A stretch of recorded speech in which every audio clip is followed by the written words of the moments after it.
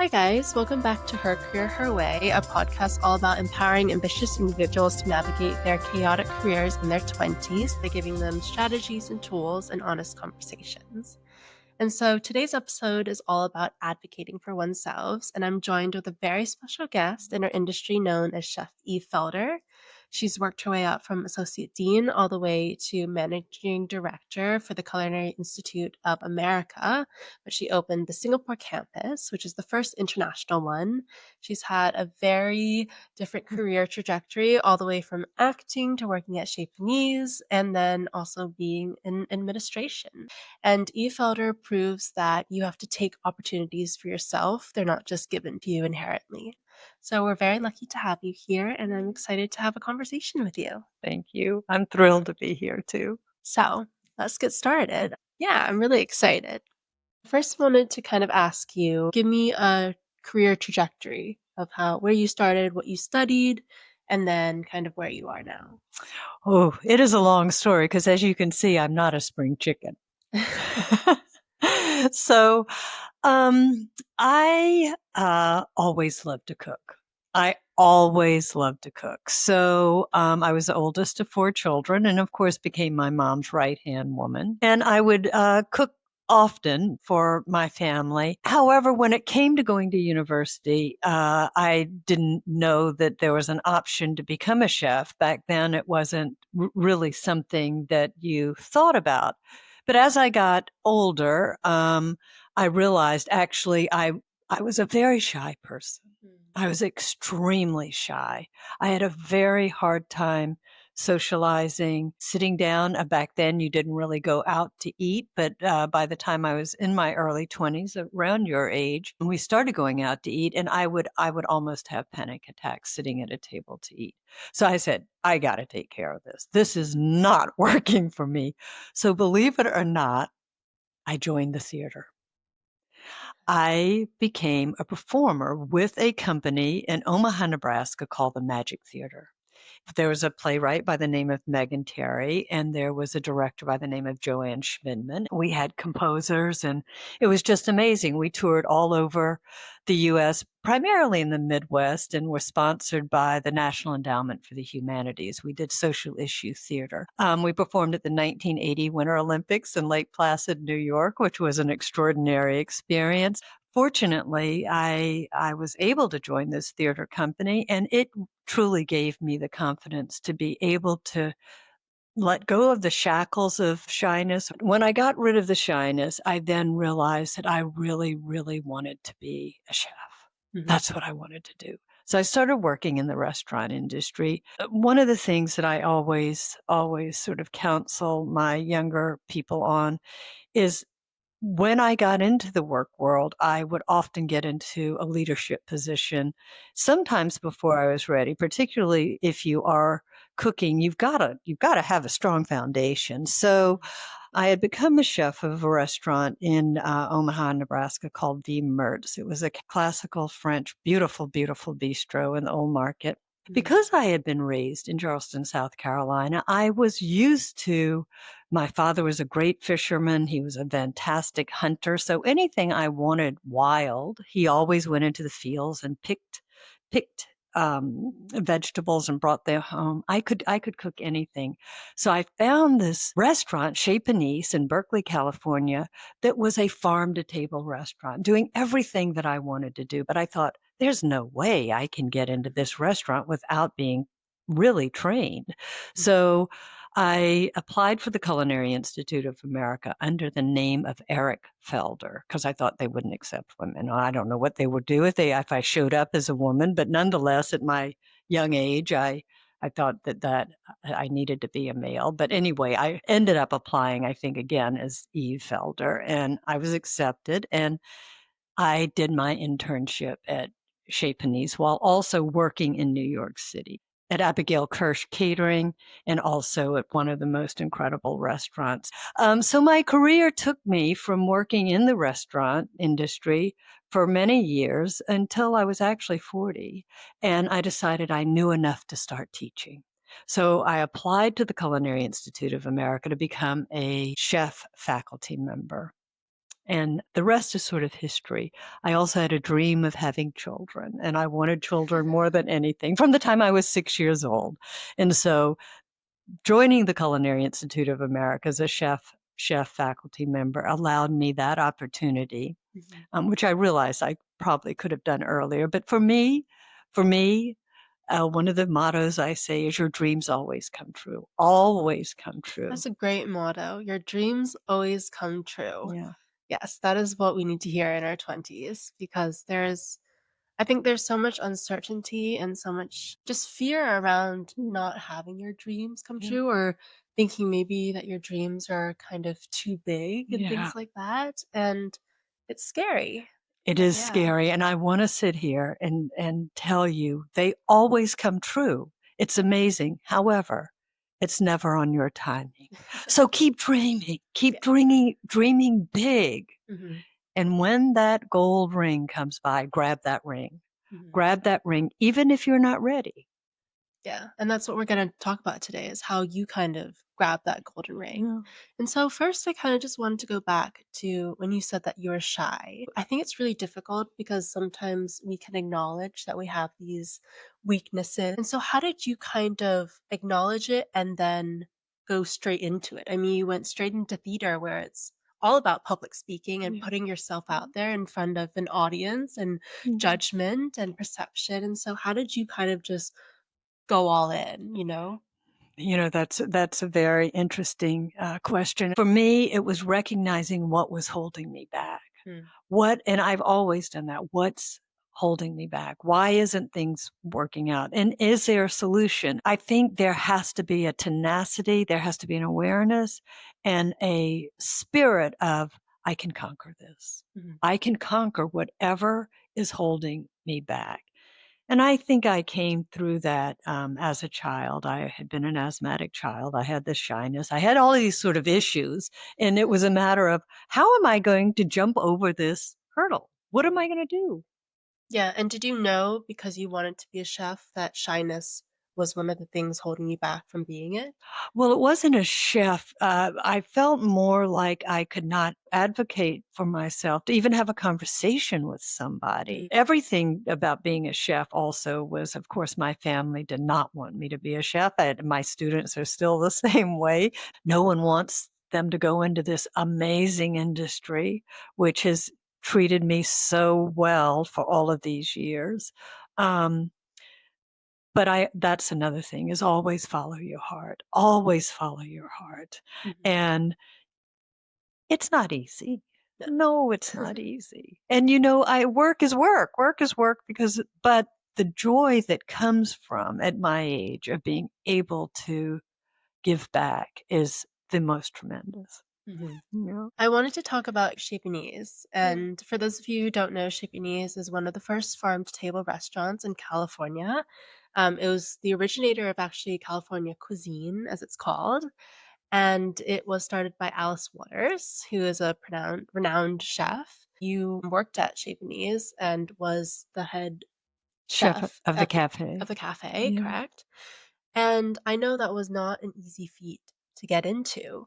So how did you kind of beg your way into Yeah. this place and truly advocate for yourself Mm. without a lot of experience? Yeah, that's such an interesting story as well because Chez Panisse is amazing. It was a dream of Alice's.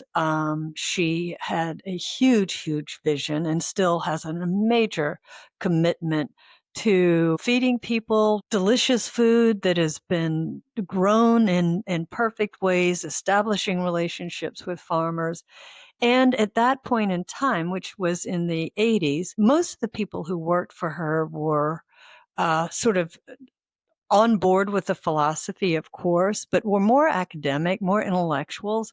And here I was coming from the Culinary Institute of America. They had never accepted a student from the Culinary Institute of America. And of course, I wasn't from California. I was from Charleston, South Carolina. I felt pretty much like a hayseed or a shrimp shell. Anyway, I just wrote and said, I'll do anything. I'll do anything. I believe in your philosophy. I grew up with a father who was a hunter, who was a gatherer, and I'll do anything to be part of your team. And they gave me a chance. They gave me a chance. Mhm. And David Tanis was the chef at the time and just a lovely, lovely human being. But, I was sort of an anomaly there. I wasn't someone who was from the inner circle. I didn't know anybody, which also is a thing about taking a risk, is really find what speaks to you.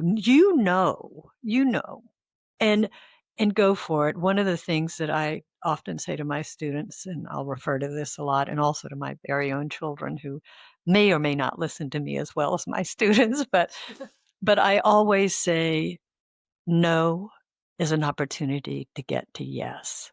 Mhm. And I don't mean that when you say no, if you're being violated or something like that, you're not trying to get to yes. But no, if someone says no to me, I will do everything in my power to try to get to yes if it feels like the right thing.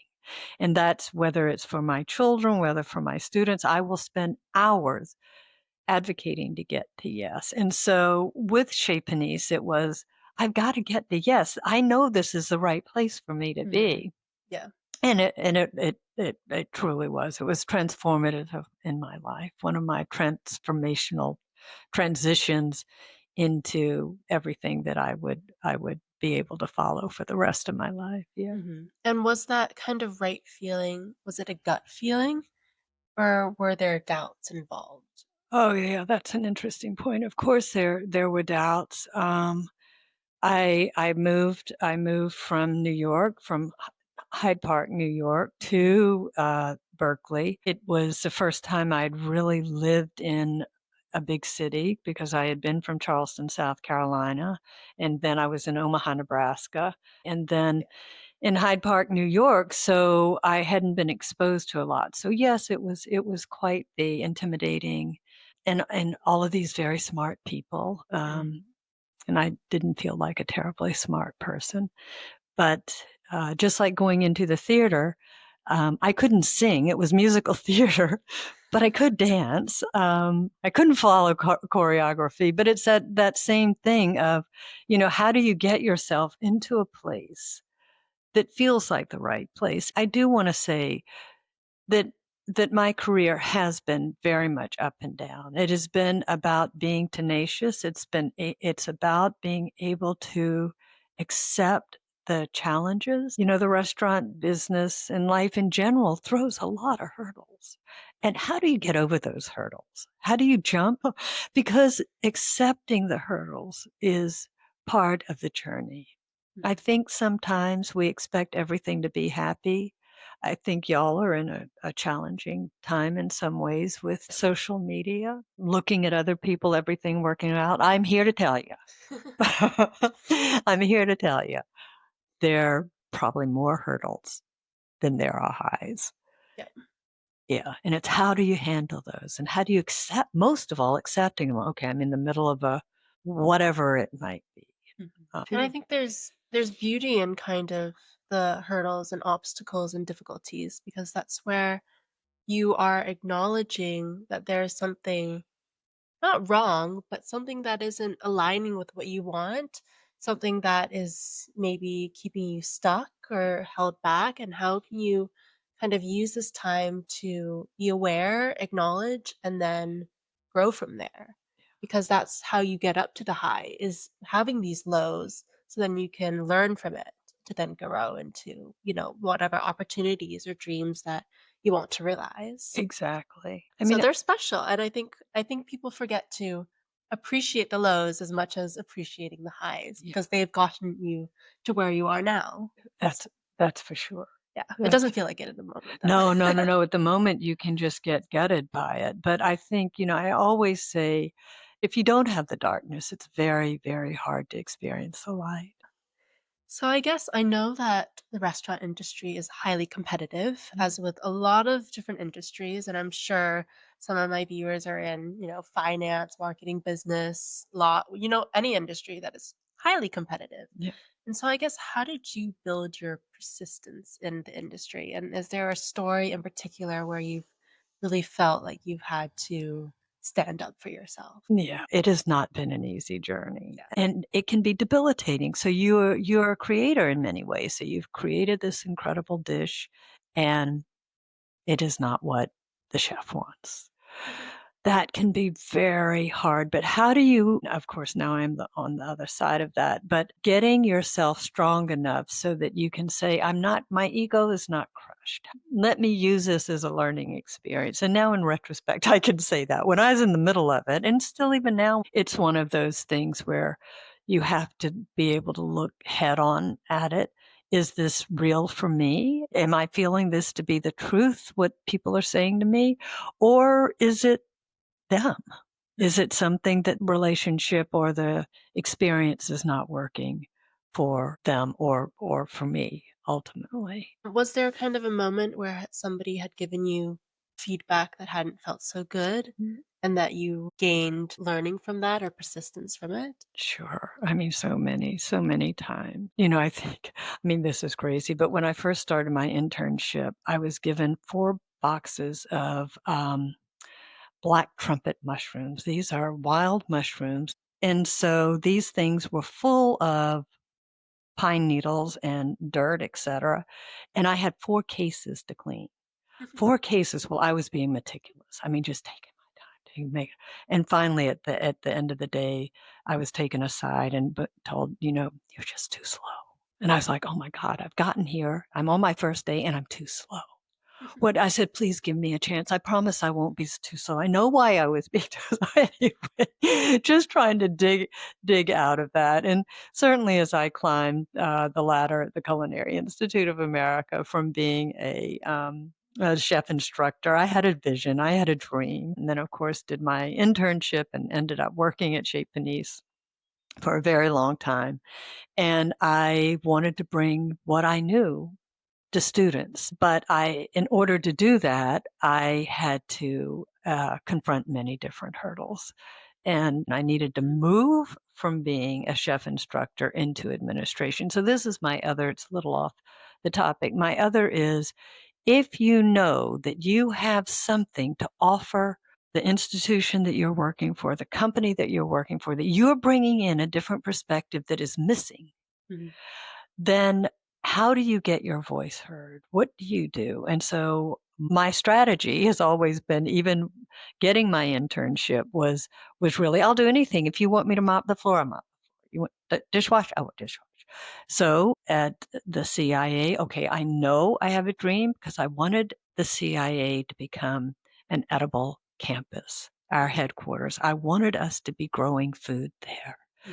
And I knew that the only way that I could do that was getting into administration and also finding funding. When an associate dean, he retired and an opening came up, and it was to be the scheduler. It was to be the one who made sure all of our teaching kitchens had teachers. Now this means we start at 7 in the morning teaching, 7 in the morning. If someone calls in sick, if they call in at 5, I had to find a teacher to get to that classroom immediately. Mhm. That was not a plum job, Mhm. but it was a stepping stone for me to get into administration, to bring what I believed would enhance the Culinary Institute of America. Now, that is a sort of bold statement, because, of course, big institutions like that have their own vision, etc. I thought I had a different point of view. And sometimes having a different point of view and fitting into already strategies that's been set is not welcomed. Yeah. Oh, I'm sure. So There's I had probably a lot of pushback. a Yeah. lot of failures around Yeah. that. But But it sounds like kind of persistence is also having clarity. And so you were clear about what you wanted. You wanted to be in administration. How did you get there? Well, you brought something new to the table. You worked at Chez Panisse, which is a farm to table institution, because you wanted to make sure that the CIA was growing its own food. yeah, So having that persistence with the clarity helped you get there. Because if you don't have clarity, then how are you going to work towards yeah, something? And so I think that's a really poignant point of that story. yeah, Yeah, education also comes with persistence and clarity. And so making sure that you have both of those key ingredients will really help you get to where you want to go. yeah, Because if people don't know what you are bringing or what you want, Yeah. how are you supposed to kind of advocate for oneself? Exactly. And so allowing your voice to be heard, helping them to come to the point that they know that you believe in what you're doing. You believe in the institution, the Mhm. business, and that you're offering a different sort of business model or a different thing that will build the business. I'd love to learn how you kind of worked your way to managing director. Well, you first were a chef instructor, and then you moved to the associate dean, which was doing the scheduling. And then you moved into managing director. And if I'm not mistaken, you weren't given the managing director opportunity. You heard about it. And so, how did you land this managing director role, which is in Singapore, which you opened it? You opened the first international campus. So I'd love to hear how you did that. That's amazing. Oh, it was quite a journey. Of course, I had fallen in love with Asia, and I had a major attraction to Asia. I also had a major attraction to being in a part of the world that was not about tourists. On top of that, the biggest dream of my life was to be a mom, the biggest dream. And I had adopted 3 children from China. I heard about this opportunity at the CIA. As being an associate dean, I had grown my position to playing every role in the associate dean. So it wasn't just scheduling, it went to producing, managing our production kitchens, to developing our global curriculum with the faculty, of overseeing 40, 50 different faculty members who were contributing, of course, to our curriculum, developing curriculum, et cetera. So when this position was being talked about, I said I would like to be considered. Well, that was a big, big deal because if I was being considered, I had 3 children. What did that mean to the Culinary Institute of America? This was their first international campus, and I continued to advocate and to say that I believed that I was the right person. And to be honest, now, of course, it's been 16 years. I did start our first campus, international campus, and I have a very strong opinion about if you're growing a educational institution internationally, you must have someone who understands your education inside and out.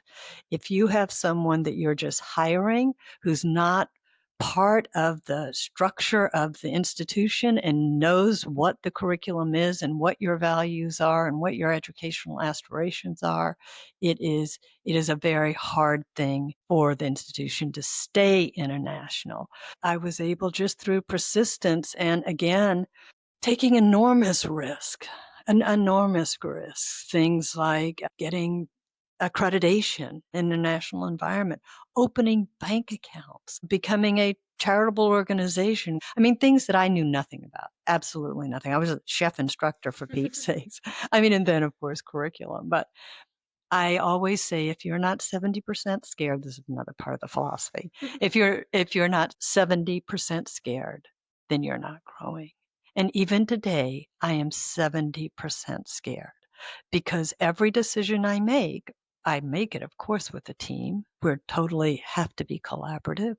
But the bottom line is my name's at risk, the institution's name's at risk. And so they have to be very aware of of of of everything that you're doing, but most of all of being brave and courageous enough to know that you're making the right decisions for the right reasons. So I always keep our students in mind, always our students, and what can I do to make sure that they are getting the best education, best connections, the best network possible. And that Yeah, is my legacy. absolutely. Yeah, that's wonderful. When you were putting yourself out there for that managing directing role, was there talk about did you have enough experience? What was the reality of that? Well, the reality is that the Culinary Institute of America had never opened an international Hmm. campus. We did have partners there. We had had a contract with a polytechnic, and so we had very, very, very good partners. I think it's building relationships, of making sure that you with the partners that you were open to understanding their culture, that you were open to not knowing, allowing them to guide you, of being vulnerable.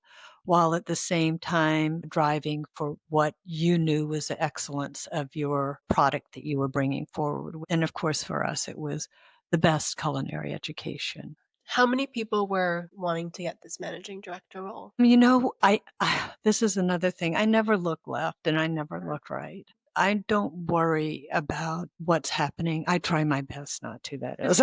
I try my best not to look left or right, but just to move forward. The CIA at that time, I think I was the highest ranking female chef, and I worked mostly with a lot of very strong alpha males. I just stayed driving, doing the work, the difficult work, the administrative work of getting the accreditation and realizing that I didn't have the skill set for the accreditation, telling the CIA, we need help. We need a consultant to come in. Being able to drive where my weaknesses were, advocate for what we needed as an institution in order to be successful, and to be as transparent in everything that I did in terms of integrity and honesty and actually being vulnerable while staying very courageous and strong and scared. All of the above, All yeah. of the above. Absolutely, yeah. Showing your vulnerabilities, highlighting your weaknesses so then you can get help is definitely important. And when you were advocating for this role, what stood you apart from other people? I guess if you can kind of go back being there, what were you saying to make them see you and hear you and be like, you are the person for this role? Yeah. I think it's a deep knowledge of the product. Mhm. So, I was a long-term employee. I had worked with the product on every level, from being a chef instructor all the way to scheduling the faculty, to producing our annual meeting, the food for our annual meetings, working with the restaurant chefs, working with the production chefs. So I knew our product, changing curriculum inside and out. So the administration knew that I knew. I had built this career step by step by step by step, and I've been a very devoted and loyal employee, and understood our product inside and out Mhm. from the ground up. Of course, at my age, I say you can bring in new people, but you need that history. You Mhm. need people who understand your core values and what you stand for. And sometimes a lot of companies begin bringing in people who maybe don't, but I think you need to have a good mix of that. You have to have the young, innovative, the drive, the opportunity, while also having people who understand your core values. Yeah, absolutely. And you had kind of referenced that you had relationships in the business world and in the CIA in general. I think is sometimes difficult about networking is that we all know how important relationships are to meet people. You never knew who you're going to meet and what they're going to do to change your life. Equally, you could change theirs. But how do you kind of navigate relationships and build them without making them feel like you're using them Yeah, in a way? yeah. I think that's such a good question, because um, I do call in favors Hmm. from friends, and I always want to make clear that it can be a win-win. Um, I have built relationships, and more in later years, primarily by um, helping to elevate my students into their networks. So it ends up, particularly in the industry, of me working with students directly, and then building relationships with helping them enter into my network of restaurants and people in the industry. So the industry gets an incredible student, and we continue a long-term relation, or I continue a long-term relationship with my restaurant connections. Even just friends. I never want it not to be a win-win for both parties, and Hmm. I'll say it up front. I don't want to come here if I'm asking you for something that you're not going to get value out of. Let's not do it. But I can't help but ask you, Yeah. and I need you to say no if it doesn't work for you. Yes. Yeah. So kind of being open to the possibility of hearing no, but not putting that out there in a way. Yeah. So basically, making sure that when you are networking, connecting, that you are also bringing something to the Yeah. table. And that can be something as little as, that I will work for you and I will do anything that you want. Especially with, I know people at my age, we don't have a lot of experience yet. I mean, that's why we're going out to do internships and we're going out to gain experiences. But I feel like even little things like talking to people like you and talking to people that are professionals and seeing kind of where they have grown Mm. and what skills they have developed. And it might have been as little as joining the theater. I mean, that overcame your shyness Yeah. and that you were able to find your voice. And that's such an important skill nowadays, Yeah. in just being a grown adult and working your way through relationships in any aspect of life. Yeah. And so I think the important taking from this is that you don't have to have like the top experience level just to prove your worth. It can be something so little that you don't even think about, Yeah. but just knowing that you have something to give. Yeah. Yeah. That you're bringing a unique voice to the table and that you're willing, if this is your dream, that you're willing to do whatever it takes in order to realize that dream. Yeah, absolutely. Now, with your 30 years of experience plus at the CAA and constantly mentoring students on just how to navigate their careers and grow in the food industry, when you see a student that is stuck, kind of, what is your advice to them? Mhm. I most of all want to have a conversation about why are they stuck? What is it that is it happens a lot because when you're building a career in the food industry, it's tough. Mhm, There's no doubt about it. You've got to, but you've got to do it. You've got to stand on your feet. You've got to perfect your knife skills. You've got to perfect every part of your cooking skill. It is knowing the science, but it also is working as part of a team. mhm, It's also being able to take direction. It will pull you in every single direction. So really, when a student is stuck, it's more of working with them on being able to accept that this is not easy. This is not easy. And I think if push comes to shove, is this the industry for you? mhm, Is your heart still in it? Do you have the tenacity to make it happen? Um, but I think being stuck is a matter, and what I'll say to my students is they'll want to ask so many people, what should I do this? Should I do that? And I say, stop the noise, because that's going to be a lot of noise. Get out, mhm. go walk, take a very long walk in a very beautiful place and start just getting clear on what your direction is. Don't give up. Mhm, Don't give up. Giving up, giving up something that you want is very difficult, but it's very difficult in the face of challenging times to know that it's what you really want. mhm, So you have to pull back and self-reflect. I I instruct my students as I do. I don't instruct my students to do anything that I don't do, but I think meditation is really, really important. I think exercise. I believe exercise clears the mind. I believe that exercise keeps this baby, I call this a big fat baby, from crying. That baby cries all the time. But if you exercise and you get air and you breathe and you feel your strength and what you're capable of doing, that you can break through any barrier. mhm. Yeah. Yeah, you believe that? I think acknowledging it is the first stage to belief. And so just kind of knowing, as you said, to kind of tune out the noise. I think we're constantly faced with noise. And that's another part of networking is that, when you're networking with these people or even just chatting with people have such different paths that they've gone and kind of things that they've learned that's worked for them, what hasn't worked for them. And I think it's so important to take it in and see how that has worked for them.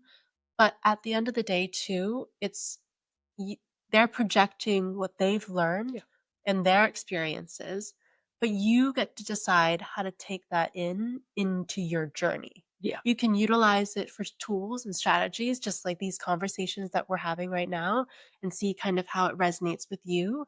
But at the end of the day, you want to make sure that what you're taking in and what you're deciding for yourself truly aligns Yeah. with that path and that dream that you want. Yeah. And so, yes, of course, advice and strategies and tools are always helpful, but how can you use them to your advantage? And know whether, and you've nailed it, know whether it really is your path. Yeah, It's, as you say, all of us have individual perspectives and individual feelings that we share with somebody that may not be true for them. And so, as you're saying, it's filtering out whether this is true. And again, I think it goes into self-reflection. absolutely. I know that I have definitely taken in a lot of lessons and kind of things and been kind of confused by them, to be honest. And I took them in thinking that they were the right things because that has led somebody to success. But just because somebody succeeds on that path in that way, it doesn't mean that if you do the same thing, it will happen for you that way. Exactly. And so, and it also kind of, you fundamentally know what your values are. Mhm. And we can definitely do another, conversation about how to find your values and how to see how things resonate for you and like that. But you do know, you have an instinct inside of you and you can feel when it's not aligned. Yeah. And that's when you need to kind of step back and see, is that advice useful for me Yeah. at this time? And it's okay if it's not. Yeah. It's okay Yeah. because we're Absolutely. all individual and unique. Yeah. So, Absolutely. definitely a walk to clear the mind. Yeah. And Yeah. kind of tune out the noise and Yeah. things like that. And meditation. Always important. Exercise. Don't forget And exercise. exercise. Yes. Yeah, absolutely.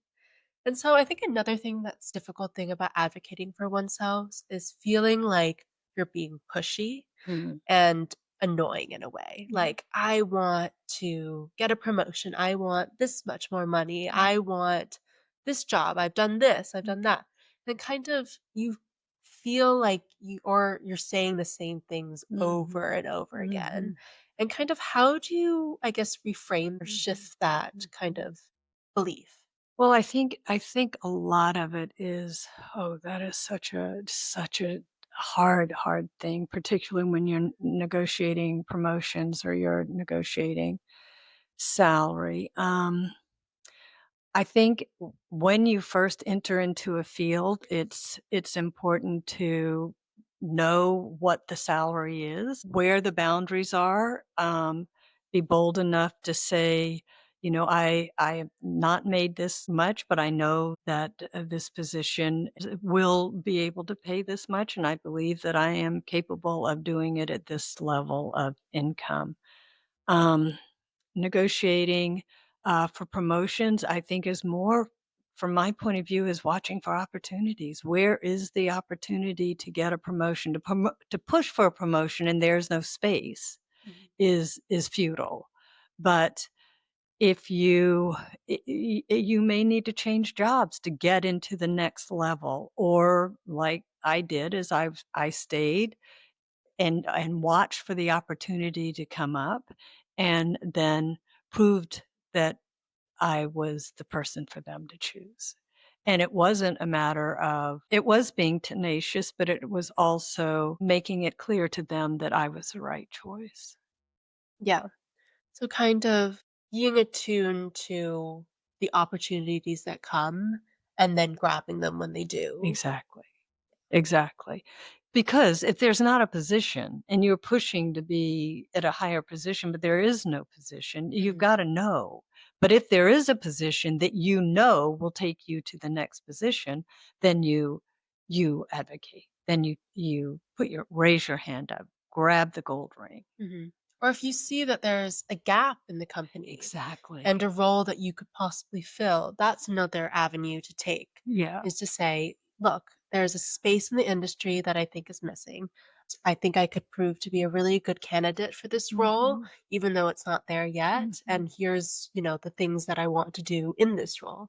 And sometimes people will create jobs for you Yeah. because they believe that is a necessary role to have in the company. And so opportunities can come in so many different forms. They can be like you when that managing director role came in Singapore and you grabbed it, Yeah. or it can be a gap in the industry that you can take for yourself as well. And so knowing that there really is no one path to grabbing that golden ring, as you say, Yeah. sometimes you have to make it and take it. So, Absolutely. Oh, that's such good advice. I also think that when you're starting out, that it has to be about being in the most competitive environment or being in the where you see potential for you to grow, mm, but not go for money at first. mm, Money will follow. I always say money will follow. Of course, we've got our survive, but be careful of putting money in front of getting the best experience that appeals to your skill set as well as to your heart and to your dream. mhm. Yeah, absolutely. I think that there's so many aspects of a dream, and financial incentive can be one of them, Yeah. but I don't think it can sustain you for all of it. No. There's so many different facets of a Yeah. job that is wonderful. But also don't stay in a job and be in a position where you're doing an enormous amount of work. You know the differential and the pay scale. You know what you're doing, and you have not advocated for for a role. For me, I always would make sure that I had another position to go to first. I never was in a position where I could not have a job. I mean, Yeah. particularly raising funding and raising 3 children. Yeah. Yeah. I guess one last thing that I wanted to touch on is yes, not staying in a role that doesn't appreciate you Yeah. and that you haven't advocated for yourself. But there's also, I guess, the opposite side of where I like to bring up a little bit of hot takes in that are people doing enough? You Mhm. know, and Mhm. how where is that line between, when you went to the internship and you said, I will do anything. Mhm. Some people, especially nowadays, are talking all about work life Yeah. balance. And kind of where is that line of advocating for oneself, doing the work, showing up and being your best self, or are you doing too much or are Yeah. you doing too little? Yeah. With my generation, work-life balance is an interesting topic. I'm a baby boomer, and we never really talked about work-life balance. We just made work with our life work. Our and so um, I think y'all are more articulate about that, and I really admire how articulate you are. But I think that the most important thing is that you are if you're building a career, that you show up, that you're 100% there, while at the same time making sure you're taking care of your personal health, your emotional health, and your soul. hmm Yeah, so balancing all those three aspects, the emotional, the ambitious, and also just the physical too. Yeah. Yeah, so making sure that you have all of it. Yeah. And I guess to final off this thing, being back in your 20-year-old self, what advice would you give to yourself? I am so grateful. Mhm. I am so grateful for everything that I have been able to do with my life. I do think if I were to look back, one of the things I would say is to is to stay healthy. Don't do crazy things. Make sure that you eat right. Make sure that you again exercise right. Make sure that you keep your head on straight. Mhm. Remember, like I said, this is a baby and you've got to be able to manage it. I think it's easy to, do things to your body that if you do it at your 20s, come back to haunt you. And I hate to say this, but I've had many, many friends die at young ages, at 40 to 50 years old, even Mhm. mostly 40 to 50 because of smoking, because of alcohol abuse, drug abuse, etc. So take care of yourself. We only have one. We only have one life. We only have this day. Mhm. Truly. I say that to my students every day and they laugh back at me. They say, Chef Felder, we only have one day. I said, yes, this is the only day. Mhm. And how much you can live in this one day as well. And so being grateful and also taking care of yourself and pursuing what you want because it is your life and it is your journey. And yes, there will be so many people to support you, and you have to be so grateful for that, but you have to live it for you. Absolutely. That's great advice. Absolutely. I love that. Well, thank you so much for coming on. This has been an amazing conversation, and I know that my audience has taken a lot away from this and how to advocate for oneself in a healthy way. I think advocation is probably one of the most important skills to have in building one's career. And so we're very thankful to have you here and talking about your journey. It's my pleasure. Thank you for having me. Yeah, we're going to be back with another episode next week on Mondays as per usual. Thank you so much for listening. I really appreciate each and every one of you, and comment below what kind of resonated from you, what kind of takeaways you had. I'd love to hear them in the comments. Bye.